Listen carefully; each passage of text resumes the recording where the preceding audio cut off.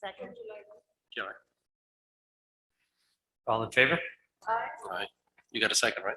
Yes. Yeah. Dalene, thank you, Dalene. July minutes. No. So any other, We gotta go yeah, August. hold on. Any other problems in July? No? Right. We moved it along. August.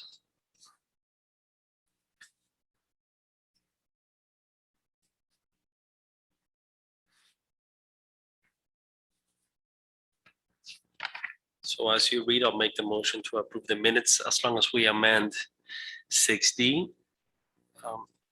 Last sentence says, with this, he informed, asked. I propose we strike the word informed.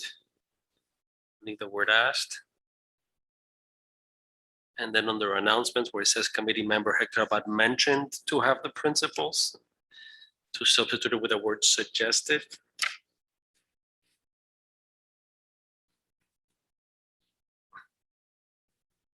So you're suggesting. Well, I was hoping it was requested, but let's leave it as suggested. Do we have a second? Well, I wasn't here in August, so maybe it should have been. You can second it. Okay, I can second it. I'll second it. All in favor? Aye. Let's have it. Approval of minutes for August approved. Moving along.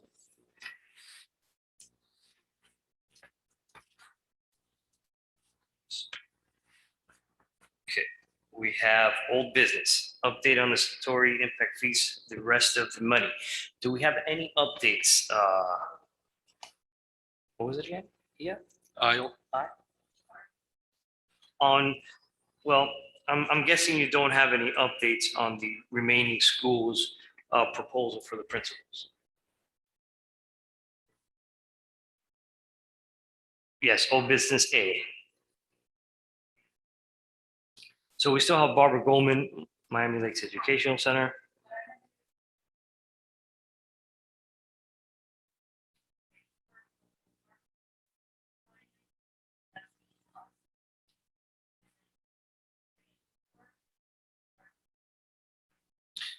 So none of the principals have replied to us about that.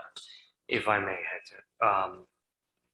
By process, what do we mean by Barbara Goldman? Is the check written out already? Do we know that, or we're just waiting for presentation? Or? Okay, if check is already written out, I don't see why the school shouldn't receive it already. You know, I mean, we all been to Barbara Goldman. It'd be great for us to present it, but to me, the faster they get the check, the faster they get those carols, the faster they get that going. Okay, so if that check's already cut, let's just give it to the schools and get it going. Okay? Would you like to schedule a date if we? Well, do we know if the check has been cut? That's what I want to know. My concern is this. Okay, if the check is cut, then we have to schedule a date, make sure that there's someone from the town, and that process takes forever. I know that we're more flexible than the town is, but let's just find out if the check is already written out. That way they could get a move on that. So at our last meeting, Claricel stated that the check, that she was gonna reach out to the school board so the board can visit the school and deliver the check. So the board, us. So she said they should all be done within the next month. So I'm assuming that it should be. I'm assuming that Almost check should there. be already cut, yeah. Okay.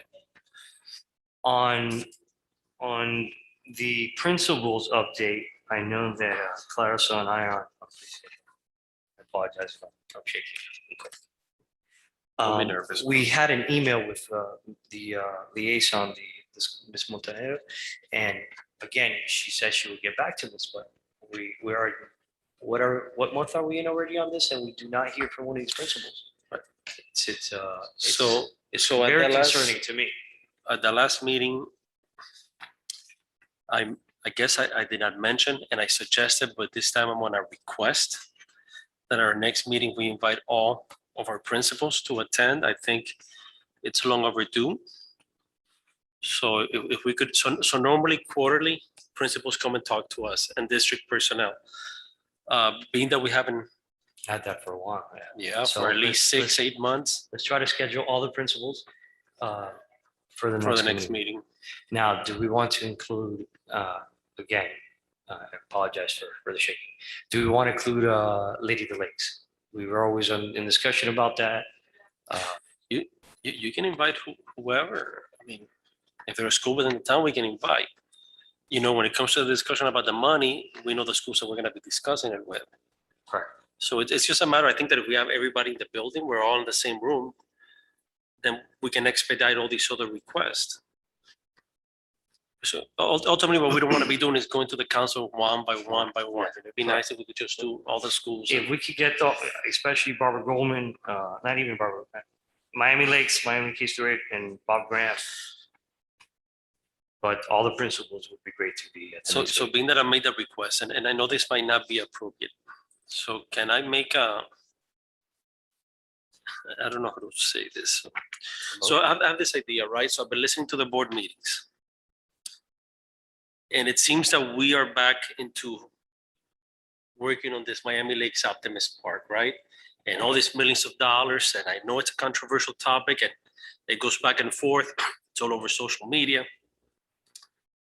So perhaps it's more geared towards you as the chair. So if they're gonna ask us to create some sort of bond for $15 million or whatever, then what do they need at $200,000 if took away from us, right? So my question to you, my request perhaps, is that you, and I don't know what you all think, is maybe go back in front of the council and ask them, listen, since you're gonna ask for all this money anyways, and it should cover all the fixings, is there any way that we could get this money back to help our schools? I mean, that's just a point of view. Don't know what you ladies think. Can you explain what you're asking to get back? So remember we had the statutory funds, it was $300,000, right? They appointed the $100,000, No, then they didn't took appoint- everything yeah, away.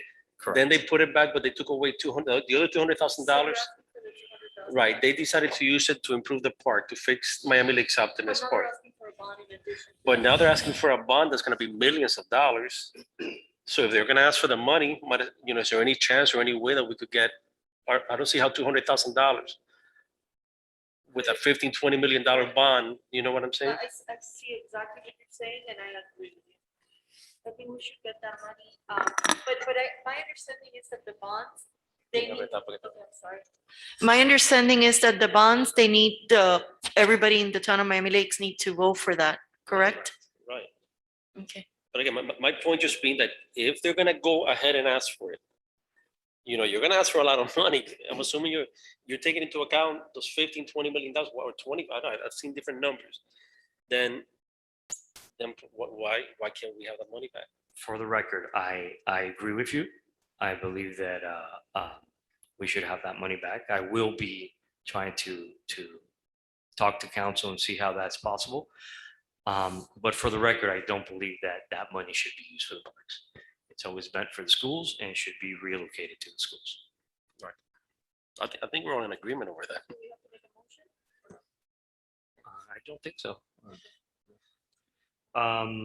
Back to the update on the Satori, the rest of the allocated funds.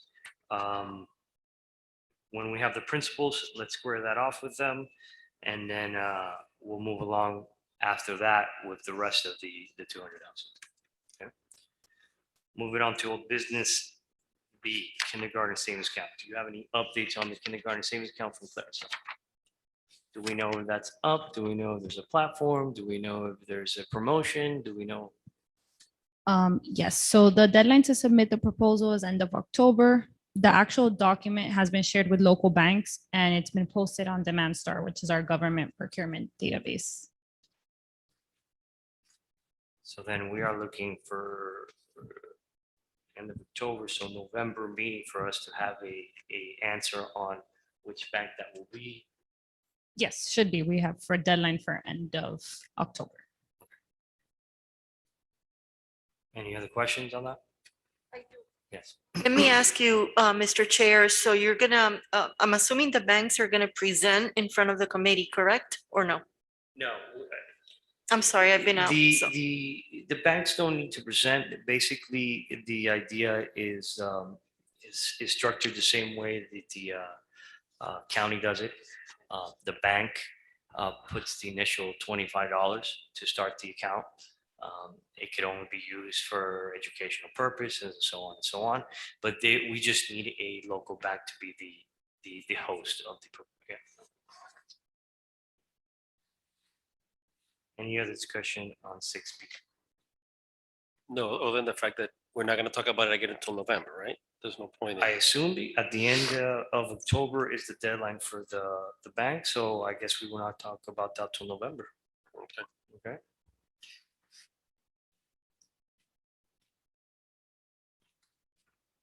For the record, it is freezing in here. Had you brought coffee, you might not be as freezing. That's okay. Moving on to old business C, yearly award of excellence update. Daily. Okay, so since we have enough time to be able to begin the process and the whole, all the ideas that we have and getting together with the subcommittee, I say that we just move this on and just start, I guess, discussing the whole process in maybe January or so Has a for our subcommittee? first subcommittee meeting. Okay, so first Yeah. subcommittee, January.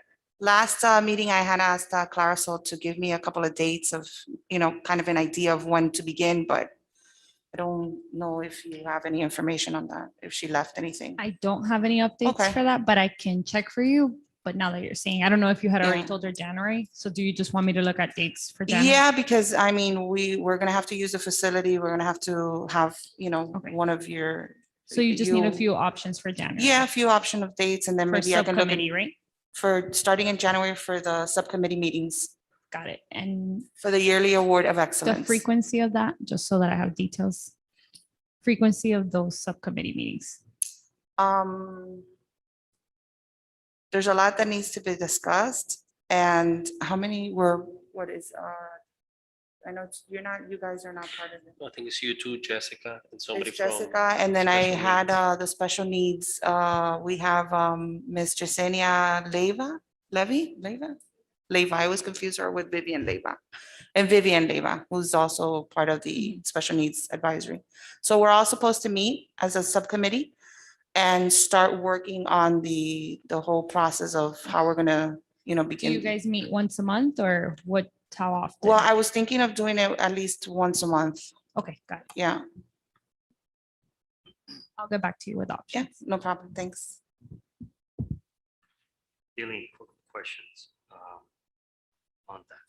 You already have your categories, sponsors. Yes, we have our categories. We just want to meet as a subcommittee meeting and kind of, read over it again, make sure that, everything, works out in the sense of everything aligns with the nominations, the kids, the schools. And we do have our sponsor, which is Headquarter Toyota. We also want to work on, of course, the date of the event, the time, location, sponsorship packet, just the basics, how we're going to market the event in order to get more sponsorship on social media through the town, the nominations, how, the community can nominate, the student or the teacher and so on. But that all goes through social media, Okay. similar to the Women's Distinction Award. Correct. That's something else we need to discuss on. So Mike. all of that would be in the subcommittee meetings. Then we'll bring it back to you guys during our regular meetings and, inform you of everything we've, Not a agreed problem. on and so on. My only question is, do you know more or less when do you know you'll be ready for it to be blasted or not yet? No, not yet. It's too early. Okay, so, perfect. Yeah, we're looking to do this event maybe in May. May. It's going to be an annual event, trying to do it towards the end of the school year, every school year. So, yeah, too early to tell. Too early. Okay, perfect. So we won't bring that up until Mhm. until a couple months. All right. Yeah. Moving on, old business D, the back to school event follow-up. I personally thought it was a great success. I saw a lot of kids. I gave a lot of books out. Definitely, my kids enjoyed the water park little thing they did, and other than that, it was hot. But I saw a lot of the community come out. Definitely enjoy what we were doing, spreading some of the books. I know that the Giving Gators were there with the bags. That was great. I wish we would have had some more of it. But as what I thought it was a great event. I thought it was a great event, and I think that I love the idea of partnering up with the Youth Activities Task Force to do the event. I hope that maybe we can continue to do this on as a year event, that we partner up and we bring, educational material and supplies and stuff like that for the children in the community. I just wish that it hadn't fall within the change of date that caused a little bit of, a change in registration and so on. But if we don't do it next year with the YATF and they decide to do something else, but I think that we should maybe even bring it upon us as the Education Advisory Board to, maybe host a similar event as such for the community and the kids. So I have a quick question on that, and I'm just going based on the minutes. So I know back in July, you, Mr. Chair, motioned that we partner with Miami-Dade College for a back to school event on August 14th. This is the same, we're talking about the same Yes, event, right? Miami-Dade College did come out. Obviously, because it's changed the date, the setup wasn't as we wanted it to be with the fire trucks and the police and all that. But they were out there. They did give out some merchandise. I know they had some water bottles and sort of memorabilia from the school. You could sign up for classes. So I know they were there with the information that they do provide. I would like to get more involved with them and not only see what they provide for our students, but also for adults. There's a lot of educational programs that you could do, certifications that you could change career that I think are valuable in today's fast-moving pace of, epidemics and this and that. But it's definitely something that I think that we should venture into to see how we partner up with them and get the full benefits from what they can provide us with. I'll follow up with Willie. I know that Willie's now, Parks, and he's a coordinator for all those programs. I'll follow up with him to see what we could do to start something with them for not only the students, but for also for the adults.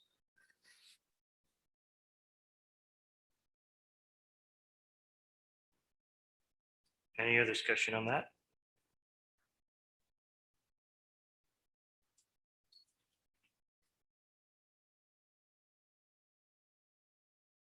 Okay, moving on. We to old business E. I do not see Lorenzo here. So that is going to be an issue. We need to clarify that. This in terms to changing from advisory board to committee? Correct. Okay, so this is what the suggestion was, that we have the chairperson report at the committee chair meeting next week. And that can be done. From my understanding, we have to change our resolution first. I can give you more details tomorrow if you like, but That That's was what- why we needed Lorenzo today, because we wanted to change our resolution, and then after changing our resolution, present it to the council from, but we have to have a new resolution in order to. okay, let me My see understanding. if. Yeah, I was told that the best suggestion was to report, to have you report to the committee chair meeting, but if you'd like, I can give you I've already some. reported to council, and we've had their blessing. We've been told we need to just change our resolution. So I Okay. think the blessing was in relation to the student, right? To adding the student. I mean, I think whether it's this month or next month, it's not a major deal. My only concern is the longer we take to change the resolution, the longer you take to go in front of council. Remember that our last meeting, we created a process, right? As to created a- selecting this one student. And that's probably gonna take another month or 2 months. What I would hate to do is to come up and ask the student to join in March or April, you know what I'm saying? By then, the school year is almost over. So to me, the only urgency would be the student, perhaps there's a way when you present a committee meeting, I'm sure the town manager will be there. I don't know if Lorenzo will probably be there. I see where you're going with this, for us to have the student in the process as we go to change. Right, I mean, so it's not the actual change in title or committee or whatever advisory board. But I think that we need to start that process. I see. If we are gonna appoint a student, to me, I see no value to adding a student, like I said, in March, April, May. Let's start at the beginning of the school year, so.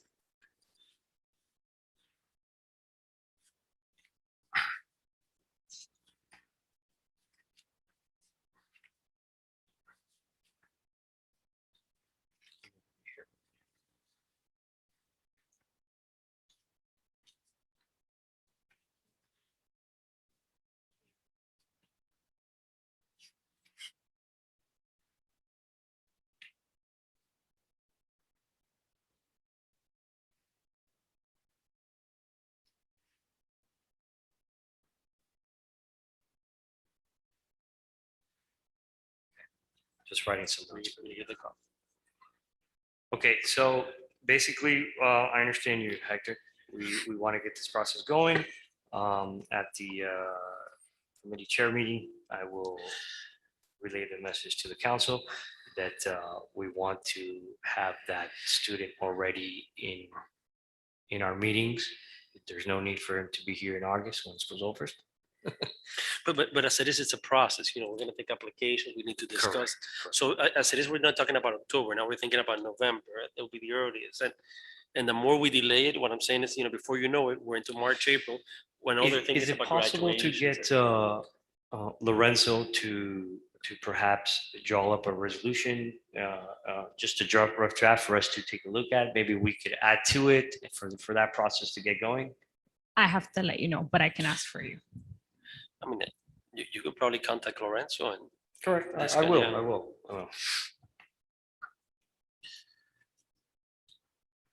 Any other discussion on that? Well, so on 6E, I wanted to add something, but it's not 6E. Anything else on 6E?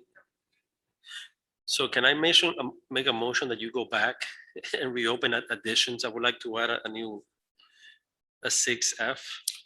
I would like to be able to discuss that event collaboration. So I make a motion to reopen deferrals, additions, and deletions. Second. All in favor? All right, guys. So I So, would like wait, to wait. add 7B, 6B, 6B? no, 6E, F, G, F. F, 6. And it would just be event collaboration. All in favor? So I just wanted to bring up, at the last meeting, you brought up a possibility of creating some sort of event, right, in the town, in which cultural affairs, EAB, special needs, and veteran affairs would partner to create some sort of event, you know, like a concert, Mhm. it says here, 70s, 80s performers, or a Latin concert. And at that meeting, the board asked you to explore, just to participate in exploratory discussions with these other committees on this possible event. I just wanted to know if you had any updates on that. Yes, we did take it to the Culture Affairs. Culture Affairs met for the second time with the promoter of the event, and the person that was putting on the event, Charlie. I'm yet to hear from the Culture Affairs about this. I'm yet to hear from the Veterans Affairs, from any of them about the event. The representative that wanted to bring the concert to us is still in contact with me. We, out of courtesy, I'm following the steps. To me, I don't see why we shouldn't do this. It's a free concert.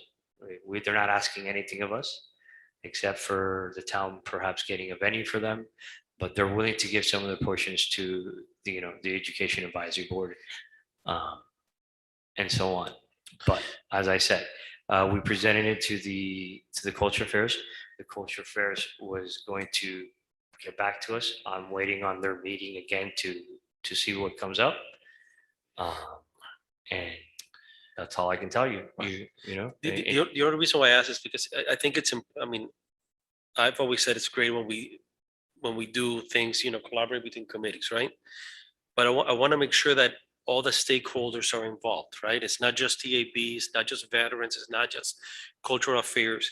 And when you say there's no cost to us, but there is a cost. Obviously, if they're going to give us a percentage of something means that there's something being charged, right? There is no cost. I repeat, there is no cost to So the what- Education Advisory. Right. But they will be I have a charging for this question. event. But it's an event that they're going to charge for, right? Correct. And who is going to cover the officers that would be present during that time, during the concert? That is Because something- normally when we host events in the town usually is the one that provides the officers with, from my understanding, as I said, we took it to the Culture Affairs. okay, Before anything is said or promised or anything, there has to be a contract written. right. So in order for that contract to be written, there has to be a venue.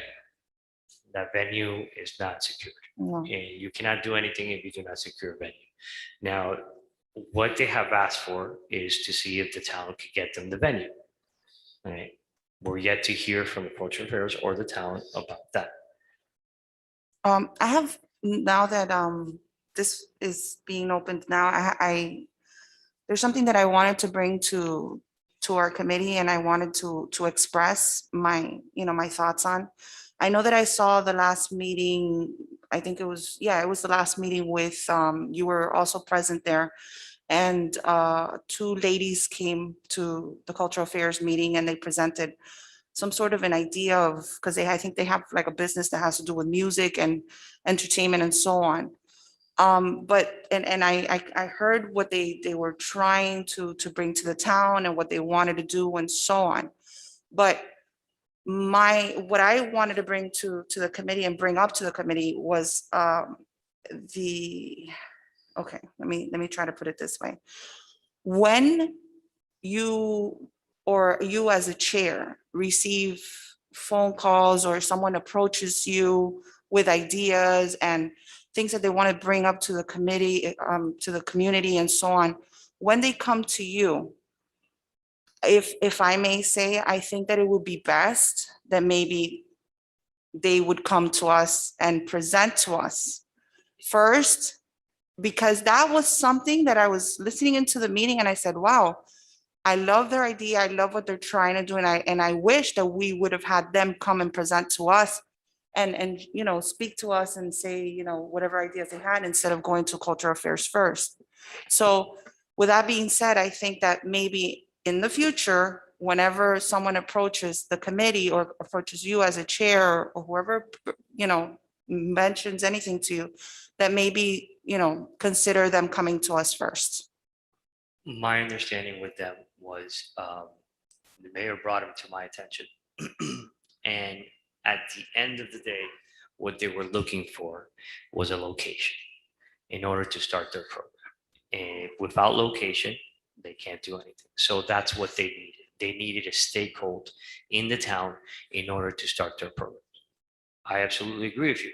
I was going to present to them once they had a stakeholder in the town.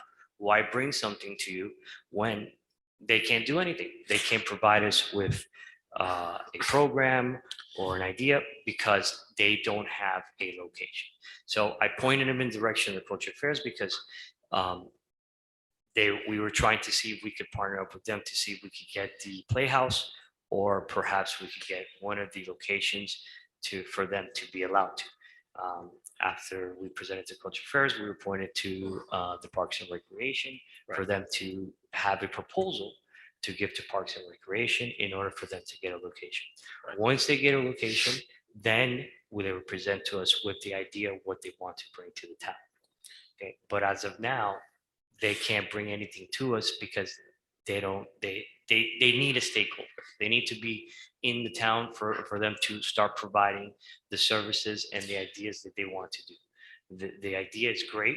They want to host annual plays and theater, and that's free to the children come in addition. They don't get charged to be in that. Obviously, you know, in the summers, they want to run some summer programs. But again, that's none in education advisory, but we can't do anything in that realm.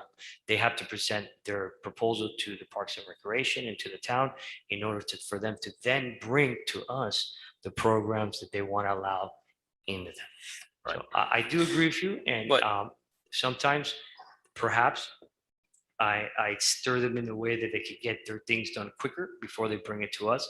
I feel sometimes that they present to us, and yet I still have to take them to the Parks and Recreation. They still have to get a proposal. If they don't get a stakeholder, they can't do much in the town. Right. No, But- I mean, I understand what you're saying, but honestly, in my opinion, if they approach you first as Education Advisory Board, I think that the best way to kind of, you know, handle this would be let them come to us, let them present, because maybe sometimes when we listen in, it would bring new ideas and maybe we can kind of find a way of, you know, using their services and, you know, just bringing new things to our town and our community through education. If it's arts and music and so on, I would love, honestly, to grab on that and maybe do something along the way with them. So I think that instead of going to another committee first, that maybe we should listen in first and then we can route them to other committees, you know, doing it the So- opposite way. So let me add my 2 cents on that. And I did not mean to be turned into a controversial topic, but so I get what, so ultimately we're a committee or an advisory board, right? And we represent the town council, right? The integrity of the committee should come before everything, all right? My only concern with what Daylene is saying and how we're picturing, so I'll give you an example. When you're the chair, you're gonna get a lot of feedback, right? From different people. And I know where you at because I've sat in that chair. But I'll give you an example. This kindergarten thing, the funds, right? So I also received a call from somebody from the town, and my reply to them is, our next committee meeting is such and such a date. That person is invited to speak in public comments. I did not have a conversation with that person beforehand. I did not get any input from the person because me personally, I thought it would be appropriate that the whole board heard it and discussed it. I don't think it's that you're doing anything wrong. It's just a perception that we have to be careful. I know there's been a couple of times you said, oh, I met with a guy from Miami-Dade or I met, you know, and I think what Daylene is saying is when somebody approaches you, instead of you having a conversation, you bring it back to us, perhaps that person should be here and telling us about it. You know, so we can all debate whatever we need to debate. We could do it as public comments. In the past, we've had it to the agenda because obviously if it's public comment, it's not something we have on the agenda. and we chose to, or you could add it to the agenda, as a topic, if you know that's something that's important to the town. Because when you talk about stakeholders, right? So they want a venue, but they need a stakeholder. They need somebody to guide them to the venue, right? So their stakeholders really the committees. That's why they come into the committees. If not, they will go to the council. But if it's going to the chair and not through the rest of the committee, then it's really going through the committee. You get what I'm saying? And again, I'm not saying that there's anything wrong with it. I'm just trying to see Dave's point of view. On the basis of the concert, they don't need the committees. They don't. You're right. They could have brought it to the town. They, from the kindness of their heart, are willing to give to the committees. So in Wow. essence, they don't even need the town in sense. Okay, they could go to the Grams, ask for the venue, and go on and so forth. Right. But as the members of they live here in the town, right, they would like to give back to the town. Right. So I disagree that the stakeholders, they don't need the stakeholders. They don't need the committees. They don't need the town. Well, again, the stakeholders just a word that you mentioned, right? They need a Yeah, stakeholder. to They get to- need, they would like for the town to get the venue in order for it to process to be, less expensive, let's say. I mean, again, the motion was made, it was approved, that you were gonna get into exploratory discussions with the committees, We have, right? So my whole question was, remember, it's exploratory. The EAB never decided we really want to back this up or not. We just want you to have discussions and somebody to come back and present to us. And that was, when I asked for it to be open, it was not to create anything, but just to know where are these discussions. no, point taken. From my understanding, why I haven't brought it back to you, there's nothing set in stone yet. There's nothing. It's still up in the air. No. And I do understand your points.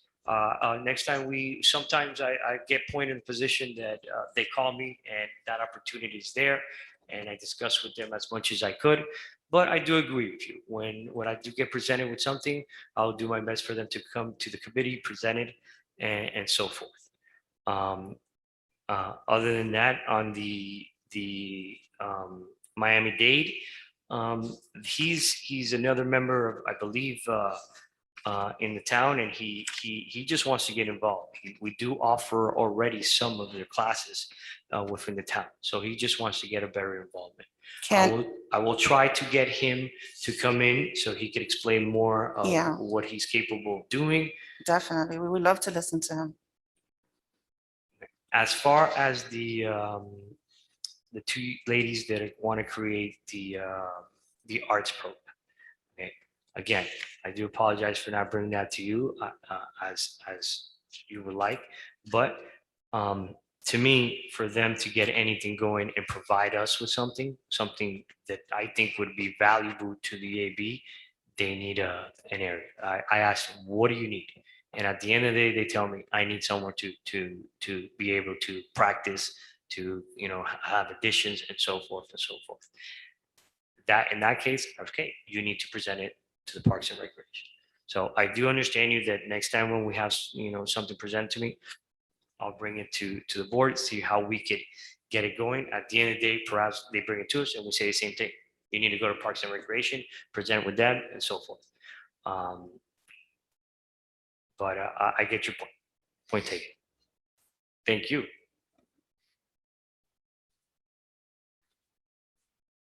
Anything else on 6F? Mr. Chair, I do have a new meeting. I'm sorry. On the 7A, maybe a 7B, I just have a question. Maybe it might not even be an agenda item. Okay. Go ahead. If we are doing, I don't know if the committee's doing or if that was eliminated, the Santa, the reading books with Santa, or if we're not doing that because of COVID. That's a different committee, right? Chris, we haven't heard anything from them. Oh, got it. Yeah. Got it. Thank you.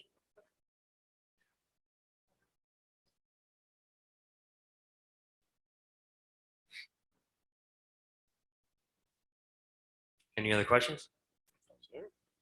Ya que me regañaron todos. Yeah, I Okay. keep wondering where's the coffee. New business. So the members would like to get some shirts. Was actually put this on the agenda in order to do so. We then need to send Claricel or our new liaison, right? We need to send her our sizes. And then I guess you will order some shirts from us.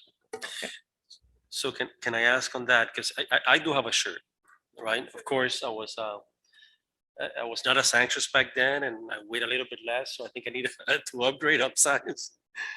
But I remember last time I had to bring my own shirt, you know, or we had to pay for it or something. So who will be paying for this? Usually there's a budget for shirts for the committees. However, I want to be clear that I am not exactly sure where we stand at right now because this is, as you guys know, the year's ending. So if you can clarify for me, are you looking to do that with this current year's budget or the new one that's starting now in If we October? could get it in this year's budget, we still have some funding in this year's budget to do so. So if we could. I still- don't know if we have we- a we- budget left, but I can check for you and let you know. We do. We still have a budget left. Okay, I believe it will cover the expenses for 1, 2, 3, 4, 5, 6, 7 Seven. shirts. Plus a possible student, that would be. So 8 shirts. so let's say it does. I'll confirm tomorrow just to be sure, but let's say it does. I just want to make it clear that if we are using the budget for this year, I am gonna hassle you guys for shirt sizes because it would need to be ordered by end of this month, just so Not we're a clear on that. Just send out an email to all of us and we'll respond Yeah. I mean, And that's if we're using this year's budget. privately. Make sure you replied to not all. Don't reply all. Don't reply all.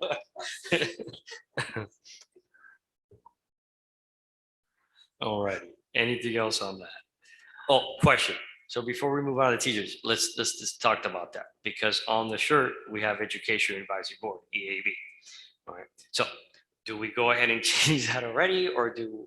We can't change it. Yeah, We're still an advisory board unless. So it would say educational advisory board and then who knows? Maybe next year there'll be more in the budget together. All right. So let's leave it like that. I mean, you have to do what we are right now. We Yeah, cannot just change the correct. name without council approving it. Correct. Alrighty, moving on to announcements. Do we have any announcements? Hector? Announcements? No, I think I've said what I've had to say. No, I mean, why would I be the one with the announcement? I don't know what. Jackie? No, I'm good. Happy to be here. So Good to see you, Jackie. I don't have an announcement, but I think, you know, as the chair, and I know I keep saying as the chair because I want to see you in front of council really bad. I think at some point we need to, it's not the elephant in the room, but clearly the school year, and that's why we need principals. It'd be nice to have them here. No. Perhaps it has not started as smoothly as we wanted, especially on the west side of town with traffic. I think as CAB, I think it's within our preview to try to discuss, I don't know, talk to the town. I know I've seen a lot on social media pages, residents talking about the police, and I do see the police, by the way, I do go to Goldman a lot. I do see police, but I know really it's some I can things are tell out you of our Goldman has control. gotten better, a little better. What I've heard that Bob Graham is the biggest issue. Listen, And the problem is that they don't give you access to Publix at that time. I mean, Winn-Dixie at that time, because they don't want the children walking to Winn-Dixie and the parents picking them up. Right. So it creates a huge pileup. and it impacts everybody. I'll give you an example. This morning it took me about 35 minutes just to drive 2 miles on 154, just to get under the Palmetto. You know what I'm saying? So I do have something to say in regards to not only the traffic, but I live on 146 lane and 146th Street, the one that when you're gonna make a left to go to Goldman, we have an issue. And the issue is the public bus transportation, for the kids, the Miami-Dade County public buses. That is something that is very concerning, what they're doing every morning. What they're doing is they are on the right lane and turning left in front of all the cars that are turning left on the left lane. So parents have to Going be, against traffic. going against, well, they're on the same street on 146th Street. And they're supposed to make a right turn. So what they're doing is they're cutting in front of the parents that are on the left lane in order for them to get into school on time with a bus full of kids. And this is not one bus, this is 1, 2, and 3 buses every morning. That is a big concern, and I see on social media, including myself, I'm one of those parents who almost got into a car accident a few weeks ago because the buses decide to do this every morning. So I was thinking, just like Hector said, that now that he brought it up, if there's any way us as the Education Advisory Board to maybe you as our chair, bring that up to the council or speak to the officers here to see, because it's a concern. It's not only myself as a parent, but if you look at social media, if you look at the town pages, if you look at, the resident page, if you look at so on, everyone has the same problem. We are standing to make a left turn to take our kids to school every morning. And we have Miami-Dade County Public School buses, the drivers, with buses full of kids, cutting in front of all the cars and using the right lane to make a left turn. Right. And So, there, we don't have a light there. We have a stop sign. They're just so going right reality in front is- of everybody. This is an issue that I'm sure at some point it's gonna have to be a collaboration between the school board and the town, right? I do not anticipate the town will put 5, 6 cops there, right? It's not practical, it's not feasible. There is a cop, I know there's 2 officers in front of the school at Goldman. Then there's another officer in the afternoon on the street that street is that? Yeah, in the afternoon, we have 2 officers, plus we have assistant principals out there, including our Dr. Sanchez. So we do have enough supervision on towards closer to the school. But when it comes to 146th Street, that's the main, you can imagine everyone comes from 87, then they make a turn on 146th Street to make a left to go to Barbara Goldman. There's no supervision there in the morning. So then you have all these school buses coming in the morning and they're just randomly making their left turn through the right lane. So we need to have, I don't know, maybe an officer there in the morning. Something needs to be done because that's going to cause a big accident. And these buses are full of kids. So clearly there's different issues that impact that issue, right? So we know that Sanchez is a master recruiter. We've all established that, and the numbers in the school have significantly gone up in the last couple of years, right? So more kids, more traffic. We know there's a shortage of bus drivers, right? Less bus drivers, more parents have to drop kids. But yet there's other issues, like people like they saying, right? People turning left from a right lane. I've seen pictures. of People on know the perimeter buses, road going school the buses wrong full of way. children. And I'm not trying to play devil's advocate for the buses, okay? But what is the solution to the bus to get those kids on time? How does he get there with that traffic? And that's why it's. That's At this point, at this moment, I don't care how they get there. But the point is not getting there on time. The point is their safety. Oh, absolutely. That is my biggest concern, because not only the safety for the kids on those buses, but the parents with kids in the back. So But something needs to be that's my done. understanding, that they're rushing to get them there. Yeah, on pero- time. But ultimately, listen, And this is every morning. as long as we have. Yeah, at the end, yeah. As long as you have the bottleneck, as long as you have people who are not following the rules, you know what I'm saying? Not only is it a safety issue for our students, for our residents, but ultimately it's gonna impact, it's impacting a lot of residents in the town. It's not watching something on social media or that I have to go to Goldman once or twice a week. It's not about that. You know what I'm saying? It's every day. Like I told you, I have seen pictures, people driving the wrong way. see it every day. I've heard that about buses turning and when you have buses who are carrying kids, you get what I'm saying? Not following the rules, what would I do as a resident? If you're not following, why should I follow it? So, and perhaps this is what I would request, that on next month's meeting, once we have the principal, that becomes an agenda item. We do need to address it. Perhaps the time to do it is with the principals here, with the region administration, with the district sitting at the table.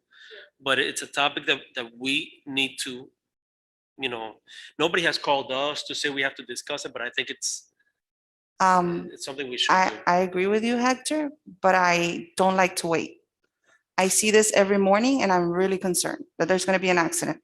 And then when, ni que Dios lo quiera, it does happen, then we're gonna be late. So perhaps the other alternative, I mean, I still think you should put it in the agenda item, I'll put it in the agenda. but next week you have a meeting with the chairs Correct. where the I'll bring it town up. manager is sitting there. I think this is an issue that you need to address. Maybe the option of, start talking about, first of all, we need an officer there. And second of all, maybe in the future, or trying to get a traffic light and whatever we can do. Whatever we can do, because I mean, it's just crazy. It does get crazy. It's absolutely. I'm telling you, I was making a left turn and I got caught up between the two school buses and the cars that were here trying to keep going. So I was smushed between the buses and the cars. You know what another solution might be, and I'm just being devil's advocate, maybe putting one of those rotunda things. Where they have to.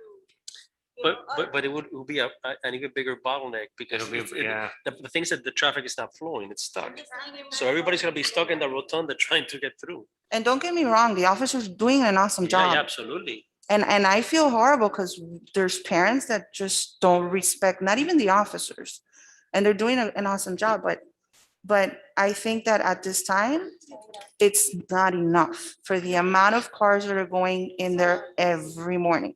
And Jackie, on the south not end, enough. on the south corner of Goldman, there is a rotunda, and that's part of the problem, that everybody, cars sometimes park there, to wait for their kids. You know, and It's- everybody's figured out, if you come over the bridge and you make a left, Yeah. you go the back way, and then you have less traffic. And Let me, that's getting- let me put it this way.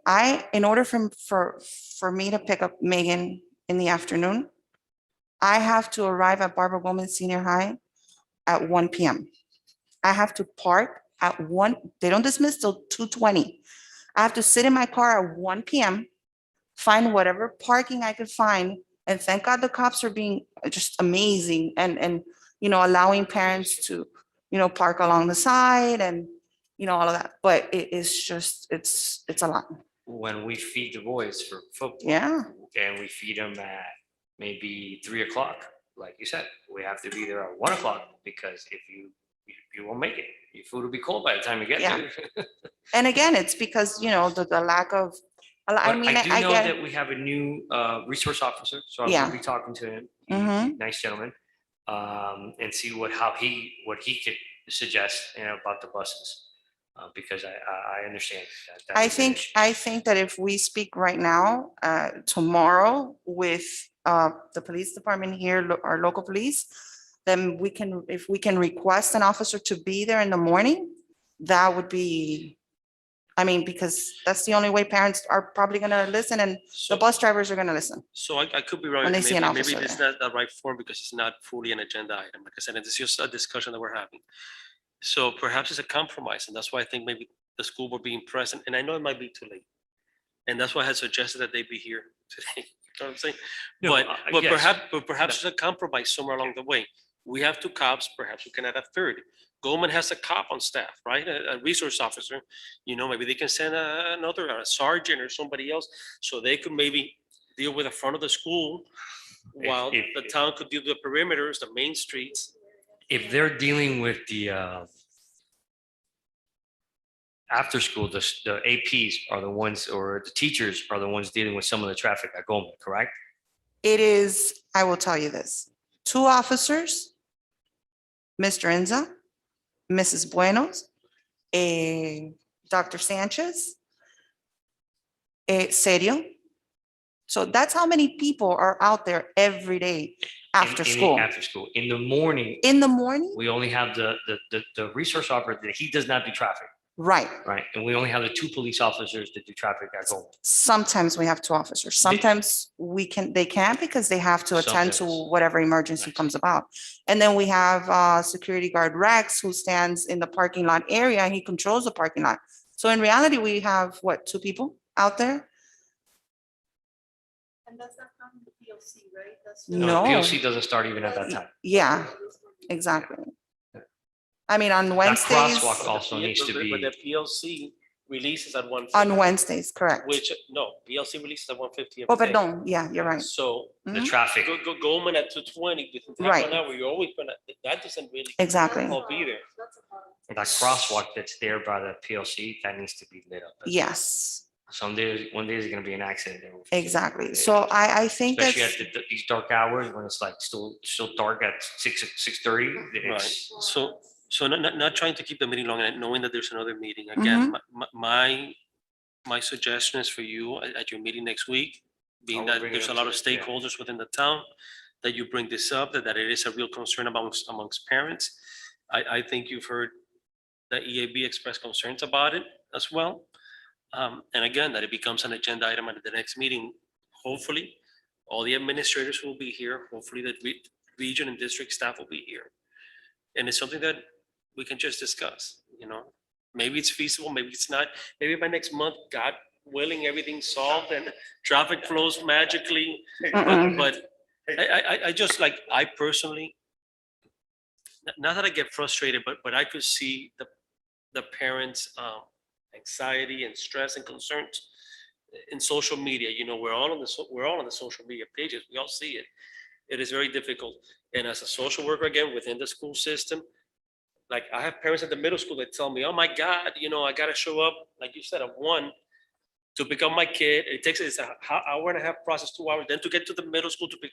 So it becomes a whole afternoon thing to pick up 2 kids. So If you did the numbers of how many kids are in Goldman. 2,700 kids are in. How many kids are in, so 2,700, Right. okay. How many are in Miami Lakes Middle, Right now, roughly? about 1,100. Okay, how many are in Bob Grant? You're asking me. No, what do Roughly, you think, like- roughly, Like, no, what? roughly. Probably another 1,100, 1,200, I don't know. I mean, You're talking about more. I mean, we than could look it up, that's 5,000, public record. 5,000. So something, listen, you know? listen, I You're will talking tell about you, I will another- tell you, there's about anywhere between 89 and 9,200 kids in all of the town schools, somewhere in there, 88 to 9,200. It's a ballpark figure. Now, That's mo- counting now- HML, now that's put counting 33,000 residents are trying to get out at the same time and trying to go to school. So- It's difficult. And then we put schools in areas that the traffic doesn't flow very well. Not to keep the conversation on, let me ask you a question. As an administrator of a school, how impossible would it be to have dismissal and entry of school by different times, by different grade? Again, Just an opinion. that is a question for school board and the policymakers, you know, and the policymakers, if invited, should be here at the next meeting. Again, those are just things that we need to, but all I'm saying is a discussion we need to be having. You know, I'm not saying we're gonna solve it, but I'm saying, look, if we have the ability to bring the stakeholders together and try to come up with not a full solution, but alleviate the issue, then I think we should do it. You know, we should be able to go up to town council and make certain recommendations. Hey, this is clearly something that is impacting the community. And it's not just the students. There are people who live in 147 and 148 that have to get to work and leave at 7 o'clock in the morning, 7:15. And it takes them an hour to get, I mean, it's not just for the students of the school, it's the whole community. well, let me put it this way. My priority is stopping the buses from making that turn, that left turn through the right lane. But I also have another issue. I live on 146 lane. So whoever's on 87 that doesn't want to make the traffic on 146 Straight. street, they cut through my neighborhood, speeding to try to cut through traffic there. So I mean, it affects us all, but honestly, I would just want to see an officer there in the morning to stop those buses before something goes wrong. Absolutely. Like today, not next meeting, today. And if there's a way that us being committee members of the EAB board, if we can do something about it and today get it solved, then I honestly Perhaps would like to after- request maybe to either meet with the officers and express our concerns and through the chair or as a committee, whatever it takes for us to have an officer there in the morning. Let me ask a question. Can we just as committee members draft a letter to town council on behalf of all of us? I don't know if that's, I think that's why we have committee reports. I don't know if we really. But I think that Daleen wants this, all of us wants this solution faster than. Yeah. So I think that the best solution would be perhaps to stop at the police station before we head out and discuss with one of the officers there to see what direction they point us, or if they can Well, resolve. I I- doubt they'll resolve it by tomorrow, but at I- least make them aware of the So situation. everything would have to. Or go at to the least town have them commander. show up tomorrow morning and just be there that one morning and just, or if not, I can record it and just show it to them because something needs to be done. So I don't think it's about going to any police officer, right? There's a chain of command within the police and within every, so I'm sure everything has to go through the town commander, right? Correct. So again, and I'm sorry that today I'm giving you such a headache. That's what happens when you don't bring coffee. You show up late and you don't bring coffee. But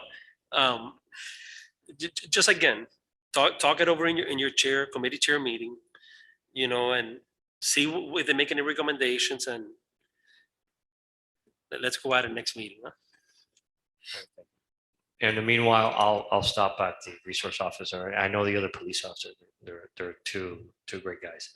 So I'll let them know and see what they could do. And you said it was 149, right? no, 146.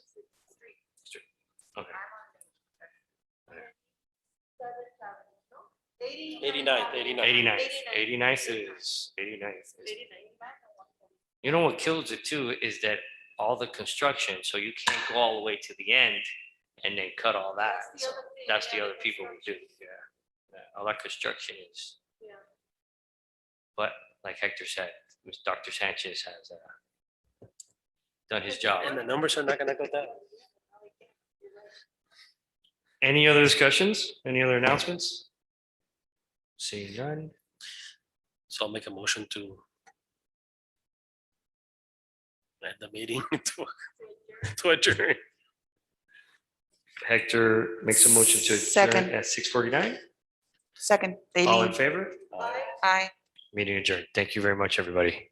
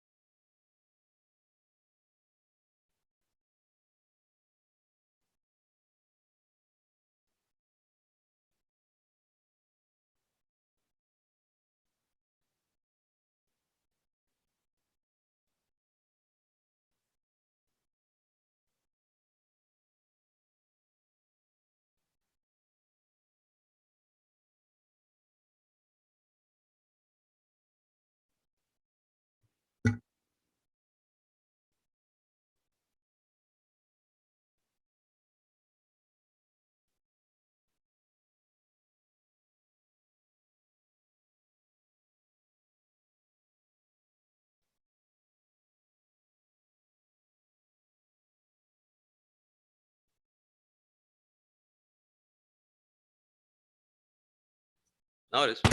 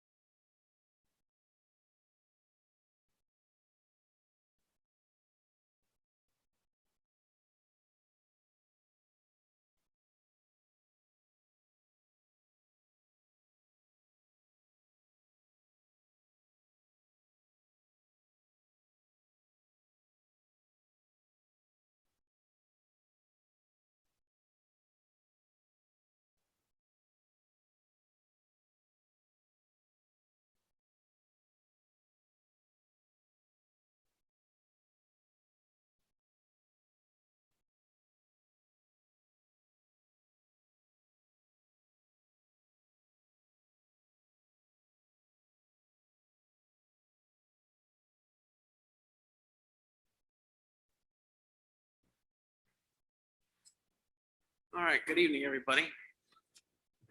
Sir. Time is 7:23. September 20th, 2021. It's the Blastic Advisory Board meeting. Start with a call to order. Yes, say your name for the record. Rafael de la Vega. Angel Armesto. Stephen Erzberg. Miguel Martinez. Rudy Blanco. Ray Garcia. Lorenzo Cobier. All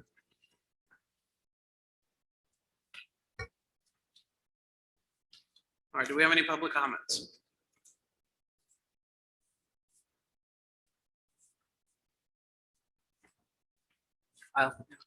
Nobody. All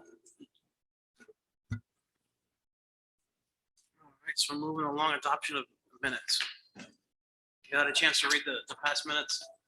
Yes, minutes, attached to this agenda are minutes, are amended minutes from a previous meeting. So this is the June 21st minutes, amended as of the meeting that we, there was a small, two corrections to be made to the amended minutes to then. Okay.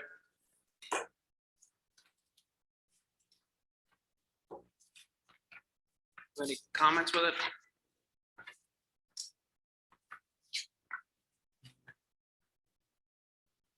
So I would make a motion to approve the minutes. I'll second that. All in favor? Aye. All right. Aye.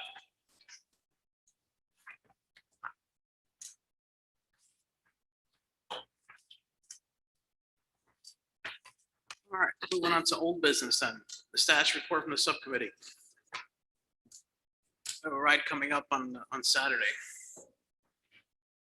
Right, so the ride and the report was approved by the council, at least regarding the ride. There's one other thing on the report that, hey, it was approved as noted. But regarding the ride specifically, it was approved. The ride has been publicized now by the town. I'll be following up with them on continuing to do those efforts. I want to ask regarding the e-bikes, we'll confirm how many open registration slots there are. I had discussions with the police department last week, and they actually said if there is a significant amount of interest, they actually probably have room in their own budget without us having to put in any more money for additional officers if there comes a need. So I guess the next few days we'll be able to determine that. And then, so the budget request was approved. The $800 was transferred from Neighborhood Improvement Committee for this. And then actually the council member Carlazzo and town manager actually agreed to donate the other $84 we needed for the free. So there's no town expense on this. There's some money that's already been allocated there. And then attached on the last page of the agenda is the route that we discussed at the last meeting that's approved. The only things that I want to discuss on the route is stops. There's a few marks there. So if everyone wants to pull out the route so we can have a discussion on it, make sure we're all clear and in agreement. We had the start and finish at Royal Oaks. We can discuss the finish in a moment. We will go through Satori as Brian indicated. We have approval for that. Supposedly he has something planned for us there. Not necessarily if it's a stop or not, even though in my opinion, if that's, it might be natural to have a stop if there's a group of people there, especially with the representative, anybody else from the town council. Yeah, through the chair, I think that'd be a great place to get, and Brian could probably get 2 or 3 people who can speak to how it affects them and their children, especially during COVID, and to share any effects of the blasting. Satori's is the newest development in Miami Lakes, and to show damage already really would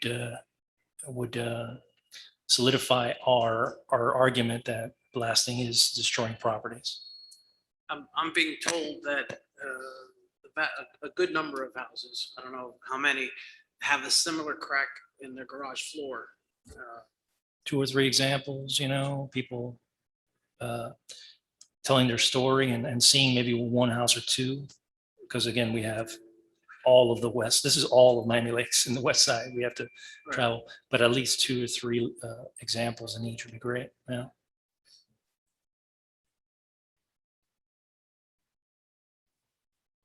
Go ahead, Yeah, Steve. it would be a good opportunity for them to speak up. It need be. I believe it would as well. I guess we really with this route, I really think it's, as we see as we go, other than specific spots we have. Sure. As we go out of Satori, we go back down 87. There's a few spots there in 87. I believe I have the specific address. We'll make the specific cross street, we'll make it known that you could easily tell us some deterioration on the walls on both the east and west side of 87. So that's another stop where we don't want to stop and just point out a few issues there, which are just, in our opinion, obvious, including a wall that's sort of falling, or at least crooked. And then go back down Commerce Way, and then make that right to, I forget, I think it's 77. Yeah. Way or It is. path or something like that. And there we'll have a stopping point someplace along around the Palmetto to notice some cracking and falling of some cement.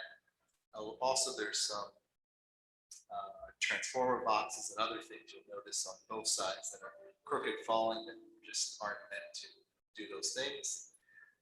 But really, the main, I guess, intersection of concern would be there on 154th to then cross into, continue on 70, which is that 82nd, 79th Ave, and go to Adele's house, which she's confirmed, and she knows we're Yeah. going.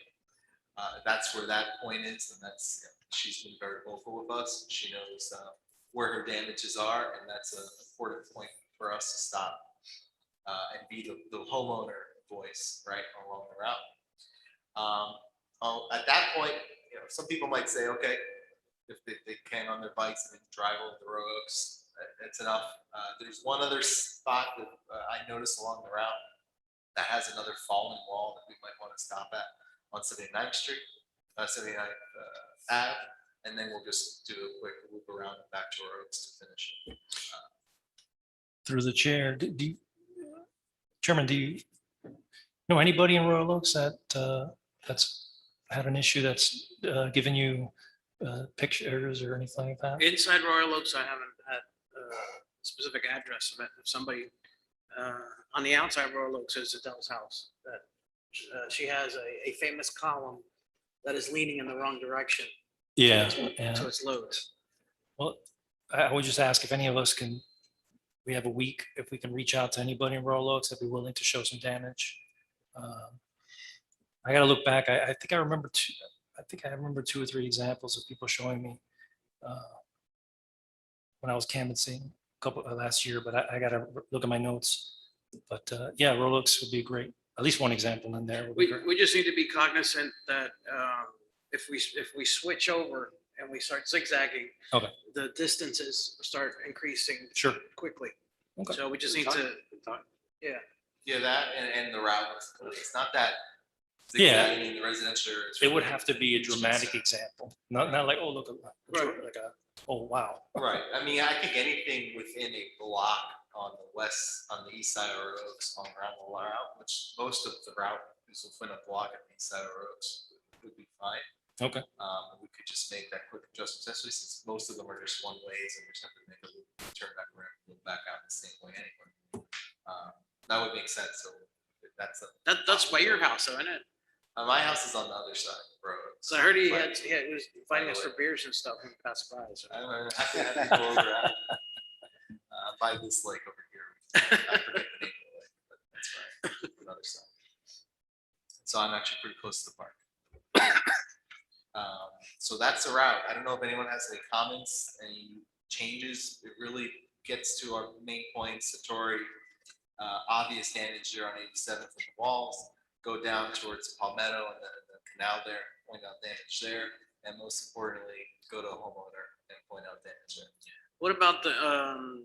I know they were doing a bike path repair for that glow path. Yeah. And I think there's a pipe or something on 170th Do we know what the status is of that? Right, so yeah, I've been noticing that on during the afternoons that there's some road work on 170th. I don't know if you're aware of what's going on there. On the north side of Northwest, on the north side of 170th, there is a drainage project that the county is doing. It's on the side of PSN. Right. Yeah, there shouldn't be anything on the side of Miami Lakes. No, Right. it's on the canal side of the 170th. It's on the what? It's on the canal side. It may start there, but it crisscrosses onto the north side of Oh, There's a 170th. huge pipe on the. It's already swale. been put in the ground. I drove by there today. Yeah. Oh, the whole pipe has been put in already? Yeah. Okay, Yeah. you're- The pipe was, is a drainage project that they've been Right. working on for a while, and it's coming across, and then it crisscrosses onto the north side of 170th and then goes. So the pipe's not, won't be a problem. My fear was that the pipe was like by the. No, on the no. bike Oh, path. no. No. It should I be. mean, the should be pipe done. was right next to the bike path for. It last was, week. they put it between the trees and the road. Correct. Yeah, so the bike path is good. Okay. I saw it today. It looked good to me. What's the status of that glow pavement that they were doing? That I do kinda not cool know. to- That's taking them a little bit of time to do. I mean, it's not, it's kind of outside the town's control. The designer was supposed to already complete it by September, but we had to give her an extension because she was having issues with the actual materials that she needs to receive to complete it. So we hope that by the end of October, it should be done. It's a shame. It'd be nice to use it and see Yeah. it. Soon. So Matt's are out. I'm gonna look at do a little bit more of a specific calculation, just so my own personal info later, but when I did this is made on Google Earth. I believe it was 7 miles flat to 7.0 miles. Given the stops, I think it should be a pretty leisure doable route, 7 miles with at least 1, 2, 3, at least 3 stops, hopefully a stop in Satori as well. I really hope we can, that momentum will be there for the representative has confirmed, right? Right, yeah. I mean, we could do, I think we could do more significant stops at certain locations, and then we can point out things where it'll be a pause, let's say, which will break up the ride. But So how do you want to, who's going to be the leader of that, basically? How do you want to think about that? Because just so we have a little bit of an idea, and we can speak with, I can send an email to the officers as well, so they get an idea of what we're thinking about doing. I already told them we're planning on stops. I sent them this exact map where they know where I think there's going to be some specific stops. yeah, well, the other thing I'm thinking, what if we were bringing in golf carts? If we're telling PSN has a civic association meeting tomorrow. So I was thinking if we advise them that there's a huge community of golf carts in that community, that if they were to join this along with the bikes, you know, what are your thoughts on that? I mean, I don't know about the legality of that issue with the police. That's my first thought.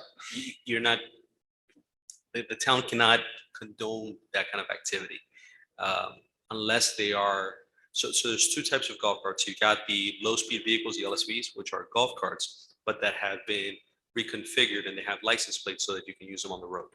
Right, and they're a little bit faster than the golf carts. And you've got average golf carts that people are using on the road. Oh. Those you're not supposed to. How the Right. police prosecutes them is here and there, but definitely if we're having a town event, Right. Yeah, I mean, they need to have lights and all that. The standard golf cart doesn't have all the traffic proper lighting. So they have to be, through the chair, they have to be registered with a license plate they'd have to be low-speed vehicles. to ride on our roads. Yes. At this time, the town does not permit the use of golf carts on municipal roads. So remember, 2 types, low-speed vehicles, they've got a tag. So if. Golf carts don't. I mean, sort of like the freebie is sort of like a low speed vehicle. Exactly. The freebies are low-speed vehicles. Yes. So I mean, from my own knowledge, and does a golf cart if it's been adapted or modified, that's considered a low-speed vehicle? It would have to be registered and tagged Yeah, so the low-speed vehicles are registered and tagged with the Department of Motor Vehicles. And they have to meet certain criteria in order to be designated as a low-speed. But vehicle. if it had that, then those are allowed. A low-speed vehicle, sure. So we can say low-speed vehicles, Right. electric golf carts who are registered may participate. I mean, basically, if they have a vehicle that's legally allowed to drive on the road, or something, we The can street do legal that. vehicle. Because it's not just a golf cart. They have those off-road 4x4. I don't know what they're called. Right, I mean, I think it needs to have a license plate. If it has a license plate, then. It's registered. It's These are registered. It's registered. Legal Vehicle. Alright. for the Registered roads. low-speed vehicle. Right, something like that. That, okay. And I think, telling them to show up and register is a great idea. Hopefully some of them will get on their bikes and come back. Yeah, absolutely. 100% we should be telling whoever we can, the public, that doesn't necessarily have to be only limited to people that it's out there. It's open, anyone in the world, I guess, technically could register at this point, right? So. Since you're speaking of registration, as far as the tables and chairs and copies of all the the forms, is that something we bring? Is that something the town brings? How's that work? I can definitely bring copies and brochures for safety guidelines. So I'll have that ready for you in terms of chair and table. I have to check for you guys and I can get you an answer tomorrow morning. I'm assuming you need us to provide it. And the tables? I'm sure the park has. a chair Okay. table we I can use. check with them and let you guys know. I can confirm by email tomorrow morning. Perfect. And How copies. many do you know how many you need? Well, no, just a table with some chairs, copy of registration, like 40 or 50, just in case. Yeah. 2 tables, maybe? I think 1 table is what we would need, but I don't know. Whatever, just in case you have to, and what else do we need? Clipboards and pens and stuff. I mean, I can bring pens, but I'm saying. Yeah, Everything. We'll have the paper stuff. Thank ready you for so What about like water bottles and stuff? I I can, mean, I'm happy to. yeah, I can bring a case too. Something, the small ones. Yeah, the small ones would be better. Chips. Yeah, small ones. And we can just hand them out before the ride. Yeah. And then if they're still there when we come back, hand them out at the end of the ride. Yeah, We're not gonna carry them around. I guess we have a preview, we can put some in as well. yeah. I'm I'll pack happy to together a bring little a cooler case. with ice, with some water in there, and take it for the ride, and then have some on the table, and then when people come back. It's no big deal. The freebie, that's already been addressed. That's been confirmed. And what time, so they're gonna be there at 9 o'clock? I'd have to check for you. Yeah, I guess just confirm that they'll be ready at 9 and then come along for the ride. Oh, we would leave at 9, so hopefully, A little before, yeah. 2:45. So I guess we'd want the table and everything to be set up there by 8:30. Plan for a few of us to get there by 8:30. Yeah, I'll be there at 8. Yeah. Set everything up, it's no big deal. Okay.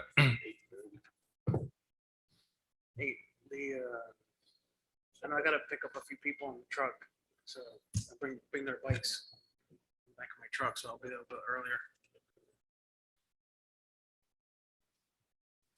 And then, what about invitees? Any special? Have you notified, by the way, Miramar for our meetings? I am not sure about Miramar, but I can check for you. The invite has been sent out to all town staff, council. I believe most of you were reaching out to certain individuals you wanted to invite. And then I just wanted to make you guys aware that the Eventbrite, as you know, has already opened for registration. And we did talk to the police department, so we were able to extend it to a much higher number than what we were expecting. So there should be no issues there.